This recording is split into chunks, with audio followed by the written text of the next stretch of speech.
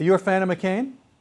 Senator McCain is known for being honest. Enter Trump. That he's a jackass.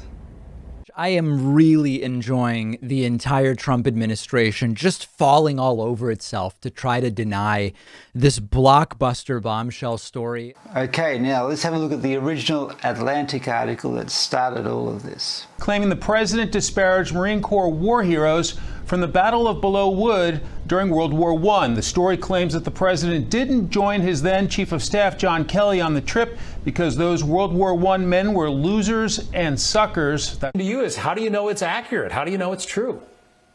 Oh, that's easy. I mean, this is a pattern we've seen from the president throughout his life. We've watched him refer to prisoners of war like John McCain as losers with our own eye. Today, he denied that he ever called John McCain a loser. Now, again, if you're watching this at home, grab your phone, go on Google. You can see video of him doing it. You can see a tweet of him doing it. So I think it's pretty easy to figure out who to believe. Whoa, a bit of negativity there. That got me thinking. And I did as Pete suggested, and I found that video. I wanted to actually see what was said in its entirety. Referring to John McCain, a war hero, 5.5 years as a POW, and you call him a dummy. Is that appropriate in running for president? Okay, you got to let me speak though, Frank, because you interrupt all the time, okay? So, no, I know him too well. That's the problem. Let's take John McCain. I'm in Phoenix. We have a meeting that is going to have 500 people at the Biltmore Hotel. We get a call from the hotel. It's turmoil. Thousands and thousands of people are showing up. 3-4 days before, they're pitching tents on the hotel grass. The hotel says, we can't handle it. It's going to destroy the hotel. We move it to the convention center. We have 15,000 people. The biggest one ever. Bigger than Bernie Sanders, bigger than 15,000 people showed up to hear me speak. Bigger than anybody. And everybody knows it. A beautiful day with incredible people that were wonderful, great Americans, I will tell you. John McCain goes, oh boy, Trump makes my life difficult. He had 15,000 crazies show up. Crazies. He called them all crazy. I said, they weren't crazy. They were great Americans. These people, if you would have seen these people, I know what crazy is. I know all about crazies. These weren't crazy. So he insulted me, and he insulted everybody in that room. And I said, somebody should run against John McCain, who has been, in my opinion, not so hot. And I supported him. I supported him for president. I raised $1 million for him. It's a lot of money. I supported him. He lost. He let us down. But, he lost. So I never liked him as much after that, because I don't like losers. But Frank, let me get to it. He hit me. He's not a war hero. He's a war hero. He's a war hero. 5.5 years. He's a war hero because he was captured. I like people that weren't captured, okay? I hate to tell you. Do you agree with that? He's a war hero because he was captured, okay? You can have, and I believe perhaps he's a war hero, but right now he said some very bad things about a lot of people. Now, let's have a closer look at this. So what actually started everything? Trump is saying that McCain calls a group of people crazies. John McCain goes, oh boy, Trump makes my life difficult. He had 15,000 crazies show up. Crazies. He called them all crazy. Nothing said about that in any of the reports, so it's okay for McCain to denigrate, humiliate, and insult a large group of people, but when Trump does it, oh, it's unforgivable. So he insulted me, and he insulted everybody in that room. Did Trump call McCain a loser? Well, if you go back into it, Trump says, I've been insulted by McCain. I did support him. I gave him $1 million for his campaign, and McCain lost. And then Trump calls him a loser, not because he's a soldier, he was a POW. He calls him a loser because he lost. In that room. And I said, somebody should run against John McCain, who has been, in my opinion, not so hot. And I supported him. I supported him for president. I raised $1 million for him. It's a lot of money. I supported him. He lost. He let us down. But, he lost. So I never liked him as much after that, because I don't like losers. Right. So, yes, Trump is calling him a loser. only because he lost politically, which again is correct. Okay, now, did Trump say he's not a war hero? But, yes. but Frank, let me get to it. He hit me. He's not a war hero. Trump definitely did say McCain is not a war hero, but then in the same sentence he corrects himself and says McCain is a war hero. McCain is a war hero because he was captured. He says it twice. He's a war hero. 5.5 years. He's a war hero because he was captured. I like people that weren't captured, okay? I hate to tell you. Do you agree with that? He's a war hero because he was captured. So, did Trump say that McCain is not a war hero? Yes, he did. Right at the beginning, he definitely did say that, but right away, he corrects himself. So what he said about John, I think, was offensive. He's becoming a jackass. CNN and everybody else only want to focus on Trump saying he's a loser.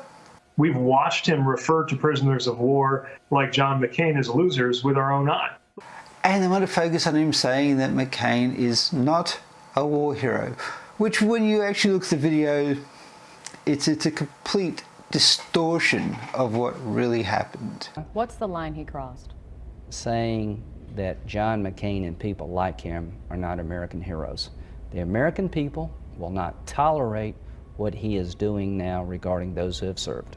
Getting back to the original story, did Trump call Marines or dead Marines losers and suckers? It is almost 2 years old now, the president's trip to France back in 2018 to commemorate Veterans Day, and how the dark clouds that mark that trip continue to swirl above the president's head.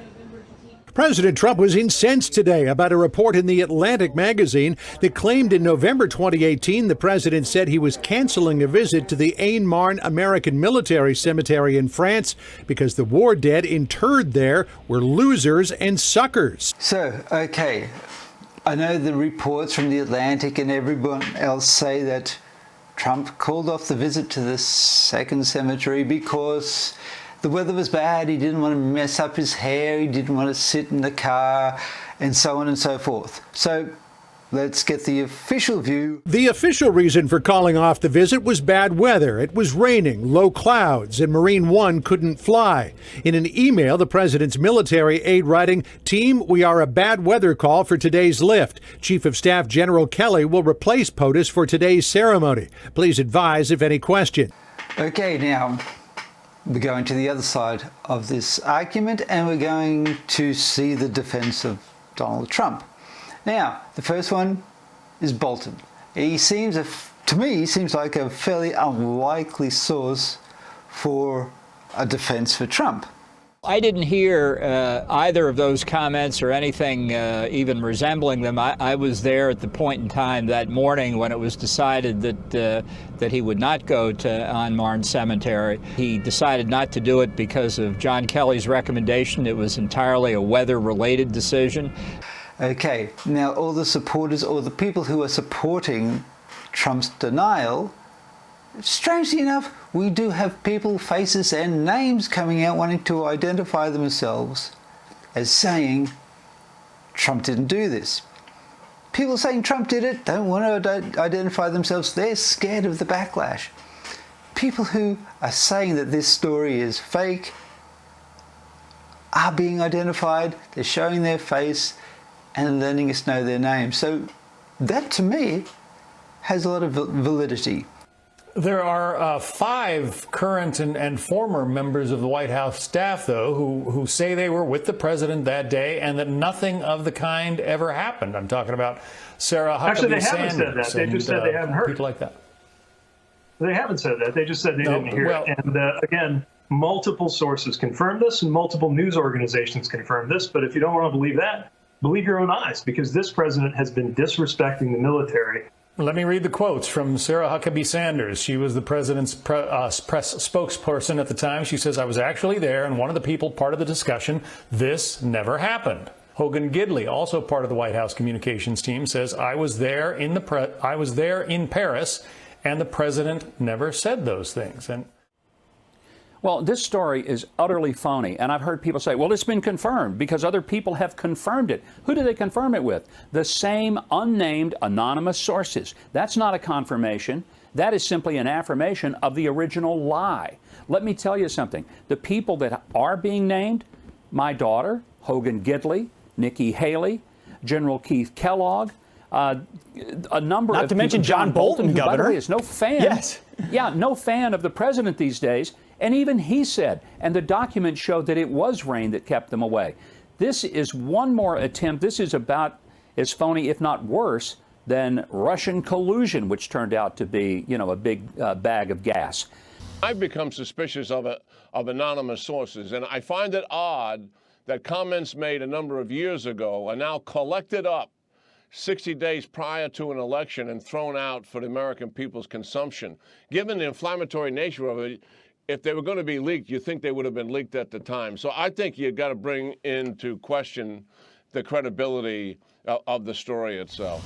Pete, there's got to be a time when people understand that when you can't stand up and name the source, it's not a really reliable story. So I would say to the people pushing this stuff, get us a name, put him on the record, put him under oath. But it's not true, and the people who were there and saw it, they're willing to stand up by name, put their names to the effect and say, this is an outright lie against the president. And how funny was it that the very day this article came out, the Biden campaign had an ad that just magically appeared, because they're so smart, they're so prescient that they were able to foresee this article coming out and go ahead and put together a TV ad even before the article broke. That's pretty amazing, wouldn't you say? As somebody would say, they must have ESPN or something over there. But what I can say for sure is I've never heard, I've been with this president now for coming on 4 years. I've never heard the president use the language that assertedly is said in that article about him calling the military suckers and losers. I've never seen that in Gene. Just the contrary. He has always had the deepest respect. I'm a veteran too. I care deeply about these young men and women. I've watched the president honor them in every situation that I've been in with him as well. So, did Trump say it and do these things? Well, I don't know, but I am leaning towards the side of, no, this is fake news. It's just very coincidental in my mind that it wasn't mentioned back in 2018 when it was supposed to have happened. They wait till now, just before the election, and it's just amazing to me how the facts really get distorted to paint a picture depending on which side of the fence you're sitting. Anyway, that's the story for me. I would like to take it further. I'd like to see the outcome of this, but again, I think it's fairly petty and trivial. And it's another great distraction from bigger, better stories that are happening at the moment. And they seem to do that a lot in America.